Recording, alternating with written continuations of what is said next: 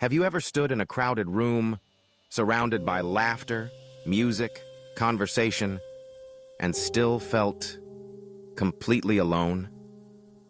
We often think loneliness comes when no one is around. But sometimes it strikes hardest when you're surrounded by people. Why does it happen? Why do we feel disconnected even when we're not physically alone? Why does being in a crowd sometimes make us feel more invisible than being in an empty room? A room full of people, and still no one stays. That night, I went to the company's year-end party. The room was full, music playing, glasses clinking, laughter echoing. Everyone seemed to be having fun, or at least pretending to. I laughed too. I raised my glass. I asked the right questions, gave the expected answers. I performed my role perfectly. But then, standing near the drink table, I looked around and felt myself slipping out of the moment. Not because they were unkind, not because I didn't want to connect, but because I didn't know where to begin. No one asked, "How are you, really?" And I didn't have the courage to say, "Honestly, I feel out of place." Strangely, when I'm alone at home, I'm fine. I can listen to music, read a book, cook dinner, and feel completely at peace. But in a room full of people, that same solitude cuts sharper, like a shard of glass tucked beneath the skin. I thought about leaving early, not because I didn't belong, but because I couldn't find myself in that room anymore. And that's when it hit me. Loneliness doesn't always come from being alone. It comes from not being seen, even when surrounded. When the brain feels lost among familiar faces, biologically, humans are wired for connection. Since ancient times, belonging to a group meant survival.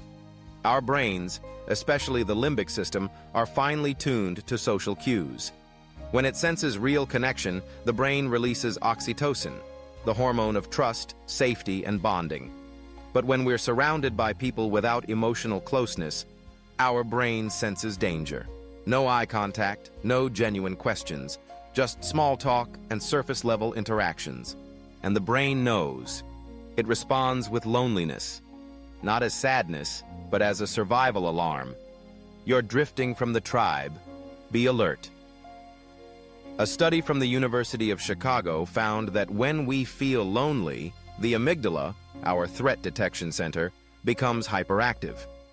We become more sensitive to rejection, misread facial expressions, and feel hurt by the smallest slights. Even the reward system of the brain slows down, meaning the joy we normally get from social events fades. And here's the paradox. The lonelier we feel, the more we withdraw. We stop reaching out. We stop smiling genuinely. We stop telling the truth of how we feel. The brain builds a cocoon, then wonders why no one's breaking through it. When the world gets louder, but we feel more distant, we've never had more ways to stay connected.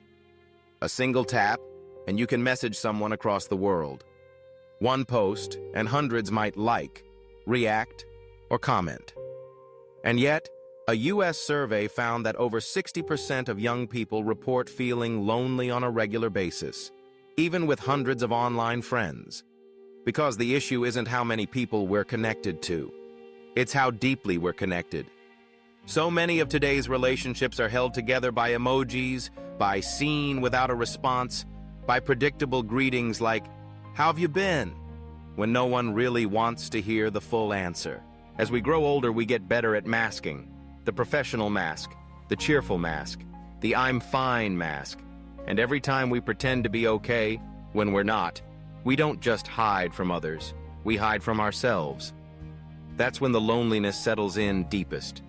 Social expectations make it worse. We fear being a burden. We fear being too quiet or too different. We fear saying the wrong thing, or worse, being left out. So we stay quiet. We nod, we smile, we scroll. And later we go home wondering, I was around so many people today, so why did I still feel invisible? Learning to be present, even in the noise. Maybe we don't always need to blend in. Maybe we don't have to force ourselves to feel like we belong in every room. Because sometimes, the feeling of not belonging doesn't come from others not understanding us. but from forgetting how to understand ourselves.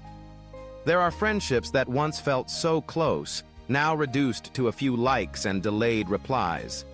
There are places that once made us laugh freely, now only echoing our silence.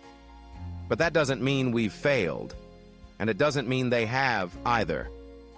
Sometimes, loneliness is just a transition, a pause where we're meant to ask ourselves, who am I underneath all these roles? What do I truly need right now? Feeling lonely in a crowd isn't always a tragedy. Sometimes it's a quiet invitation to reconnect, not just with others, but with the version of ourselves we've long forgotten to check in with. And if today you're feeling heavy in your own company, maybe what you need isn't another person, but a moment of stillness to ask yourself gently, when was the last time I truly felt seen? Am I treating myself like someone worth staying with? Thank you for being here. If this made you feel even a little more understood, consider subscribing.